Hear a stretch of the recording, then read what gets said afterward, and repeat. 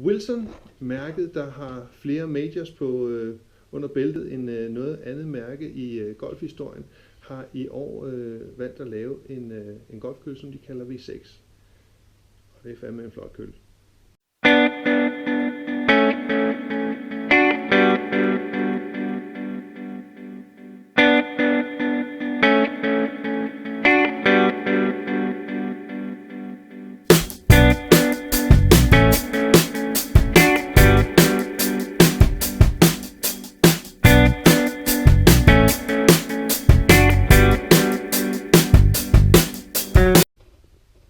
Hej og velkommen til igen. I dag har jeg tænkt mig at lave en review på de her fantastiske, flotte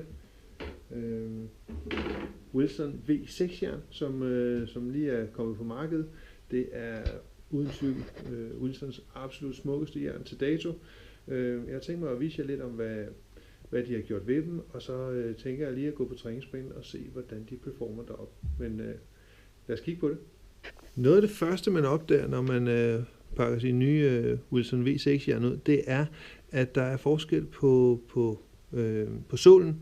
For pitching wedge 9-jern og 8-jernet er der jo af gode grunde ikke en tungstensvægt i, men når man så ser på 7-jern og 6-jern, så ligger tungstensvægten i centret af sålen, og når man så kigger på 5-jern og 4-jern, så kommer der noget tungsten på hæl og tå. Og det er selvfølgelig noget af det, der gør, at det bliver nogle jern, som gerne vil have bolden rigtig godt op at flyve. Men der kommer også lidt tå og hælhjælp til at styre retningen på de lange jern.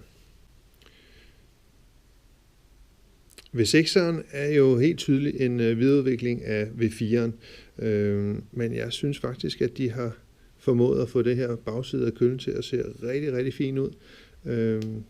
Fortsætter nogle fine linjer, og specielt toplinjen, når man kigger ned langs jernet sådan her, så har den en tynd og elegant toplinje, i hvert fald hvad man kan forvente af et perimetervægtet jern, altså her, hvor man forsøger at hjælpe spilleren med at få bolden op at flyve, og hvad skal man sige, tilgive de lidt dårlige ramt slag.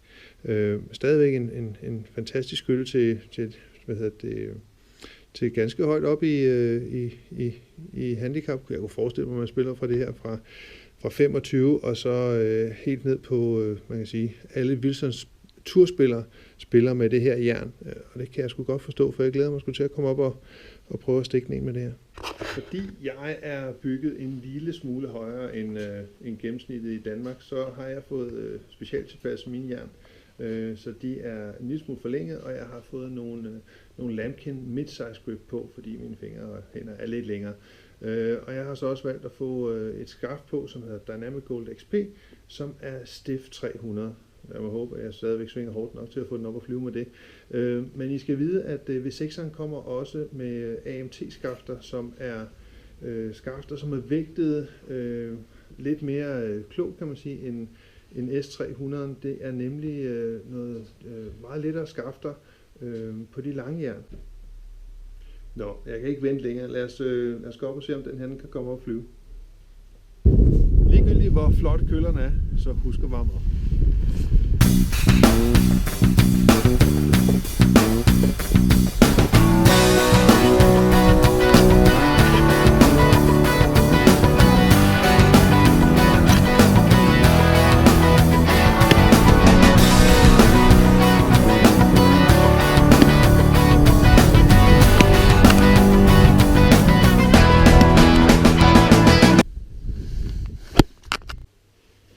Og hvordan lyder dommen så?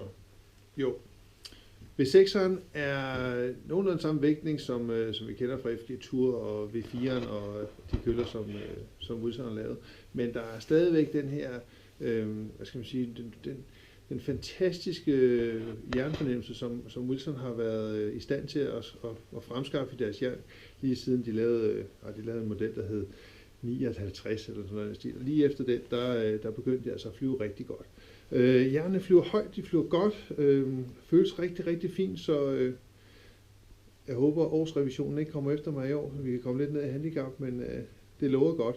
Jeg har selvfølgelig kun været ude i, det er nærmest frostgrader i dag, og slå lidt med det ene, men det kan være, at jeg laver en længere review af nogle flere af de lange jern, når der kommer lidt mere varme i vejret. Men Tak for denne gang.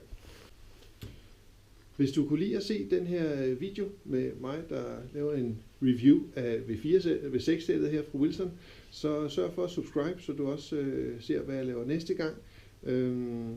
Smid en like, hvis du fik noget af det, og jeg håber og glæder mig til at se dig næste gang.